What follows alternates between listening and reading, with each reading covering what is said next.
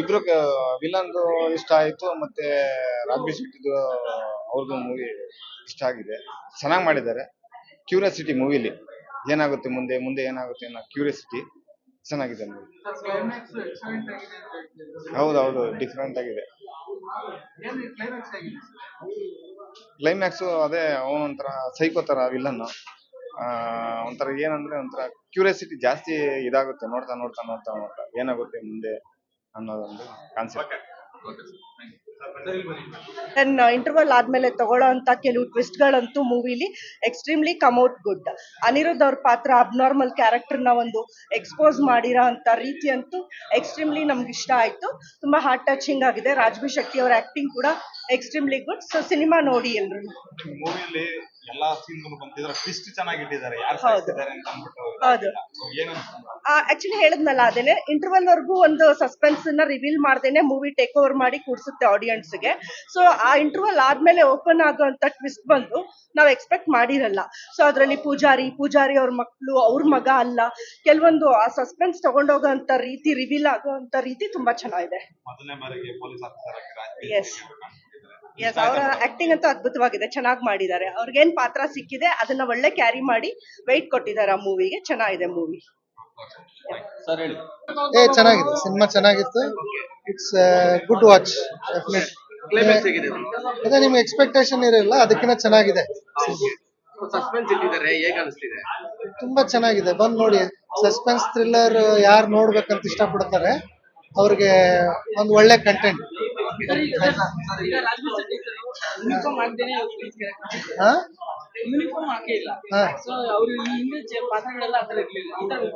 ಚೆನ್ನಾಗಿದೆ, ಒಳ್ಳೆ investigating officer ತರ ಚೆನ್ನಾಗಿ ಆಕ್ಟ್ ಮಾಡಿದ್ದಾರೆ. ನೀವು ಎಕ್ಸ್ಪೆಕ್ಟೇಷನ್ ತುಂಬಾ ಥ್ರಿಲ್ಲರ್ಸ್ ನೋಡಿ ಹೋಗಿರ್ತಾರಲ್ಲ, ನೀವು ಎಕ್ಸ್ಪೆಕ್ಟೇಷನ್ ಇಟ್ಕೊಂಡು ಹೋಗಿರ್ತೀರ ಈ ತರ ಆಗತ್ತೆ ಅಂತ ಹೇಳಿ. ಆ ತರ ಆಗಲ್ಲ, ಅದೇ ಡೈರೆಕ್ಟರ್ ಗೆಲುವುದು. ಚೆನ್ನಾಗಿ ಮಾಡಿದ್ದಾರೆ. ಗುಡ್. ರಕ್ಕಸಾಪುರ ಧೋಳ್ ಪೊಲೀಸ್ ಪಾತ್ರದಲ್ಲಿ ರಾಜ್ಬಿ ಶೆಟ್ಟಿ ಎಬ್ಬಸೋರೆ ಧೋಳ್. Cinema RR thriller, Raj B Shetty ruler. ಓಕೆನಾ? ಇನ್ನು ಸಿನಿಮಾ ಬಗ್ಗೆ ಹೇಳ್ಬೇಕಂತ ಹೇಳಿದ್ರೆ ತುಂಬಾನೇ ಇದೆ. ಅರ್ಜುನ್ ಅವರು ಮ್ಯೂಸಿಕ್ ನ ಸಕ್ಕತ್ತಾಗಿ ಹೊಡೆದಿದ್ದಾರೆ ಮೇಡಮ್. ವಿಲನ್ ಪಾತ್ರದಲ್ಲಿ ಯಾರು ಹೊಸದಾಗಿ ಮಾಡಿದ್ರೆ ಆಕ್ಷನ್ ಅವ್ರದ್ದು ಮಸ್ತಾಗಿದೆ. ರಕ್ಕಸಪುರದಲ್ಲಿ ಒಂದು ನಡೆಯುವಂತ ಒಂದು ಸಣ್ಣ ಘಟನೆ, ಆ ಘಟನೆ ನಾವು ವಿಭಿನ್ನವಾಗಿ ಡಿಫ್ರೆಂಟ್ ಆಗಿ ತೋರಿಸಿದ್ರೆ, ಅಂದ್ರೆ ನಾವು ಏನೋ ಒಂದು ಎಕ್ಸ್ಪೆಕ್ಟೇಷನ್ ಮಾಡ್ಕೊಂಡು ಹೋಗಿರ್ತೀವಿ, ಆ ಎಕ್ಸ್ಪೆಕ್ಟೇಷನ್ ಇನ್ನೂ ತುಂಬಾ ಸಕ್ಕತ್ತಾಗಿದೆ. ಅಂದ್ರೆ ಎಲ್ಲೋ ಏನು ವಿಲನ್ ಪಾತ್ರದಲ್ಲಿ ಮಾಡಿದ್ರು, ಯಾರೋ ಒಬ್ರು ನೆನೆಸ್ಕೊಂಡು ತಮ್ಮನ ನೆನೆಸ್ಕೊಂಡು ಇನ್ನೇನೋ ಒಂದು ಎಕ್ಸ್ಪೆಕ್ಟೇಷನ್ ಆಕ್ಷನ್ ಮಾಡಿದ್ರೆ, ಹೇಳ್ಬೇಕಂದ್ರೆ ಸಿನಿಮಾ ಸೂಪರ್ ಆಗಿದೆ. ಕಡಿಮೆ ಕಾಸ್ಟಲ್ಲಿ ಒಂದು ಒಳ್ಳೆ ಬಜೆಟ್ ಸಿನಿಮಾ, ಅಂದ್ರೆ ಕಡಿಮೆ ಬಜೆಟ್ ಅಲ್ಲಿ ಒಂದು ಒಳ್ಳೆ ಸಿನಿಮಾ ಮಾಡಿದ್ದಾರೆ. ರಾಜ್ಬಿ ಶೆಟ್ಟಿ ಅವರ ಆಕ್ಷನ್ ತುಂಬಾ ಸಕ್ಕತ್ತಾಗಿದೆ. ಅರ್ಜುನ್ ಮ್ಯೂಸಿಕ್ ಸಕ್ಕತ್ತಾಗಿದೆ. ಇವ್ರು ಯಾರು ರವಿ ಸಾರಂಗ್ ಅವರು ಒಂದು ಡಿಫ್ರೆಂಟ್ ಡೈರೆಕ್ಷನ್ ಮಾಡಿದ್ದಾರೆ. ಟೋಟಲ್ ಹೇಳ್ಬೇಕಂದ್ರೆ ಸಿನಿಮಾ ಚೆನ್ನಾಗಿದೆ, ನೋಡ್ಬೋದು, ಎಲ್ಲ ಬಂದ್ ನೋಡ್ಬೋದು.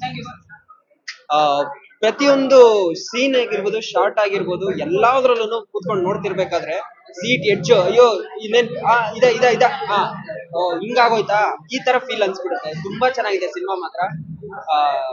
ಹೊಸ ನಿರ್ದೇಶಕರು ಅಂತ ಅಂದ್ಬಿಟ್ಟು ಅನ್ಸಲ್ಲ, ರವಿ ಸಾರಂಗ್ ಅವರು ನಿರ್ದೇಶನ ಮಾಡಿದ್ದಾರೆ, ತುಂಬಾ ಚೆನ್ನಾಗಿ ಮಾಡಿದ್ದಾರೆ. ಆಮೇಲೆ ರಾಜ್ಬಿ ಶೆಟ್ಟಿ ಬಗ್ಗೆ ನಾವ್ಯಾರು ಮಾತಾಡಂಗೆ ಇಲ್ಲ, ತುಂಬಾ ಚೆನ್ನಾಗಿ ಪರ್ಫಾರ್ಮೆನ್ಸ್ ಮಾಡಿದ್ದಾರೆ. ಆಮೇಲೆ ಯಾರು ಬರೋದು ವಿಲನ್ನು, ಯಪ್ಪ ಎಕ್ಸ್ಟ್ರಾರ್ಡಿನರಿ.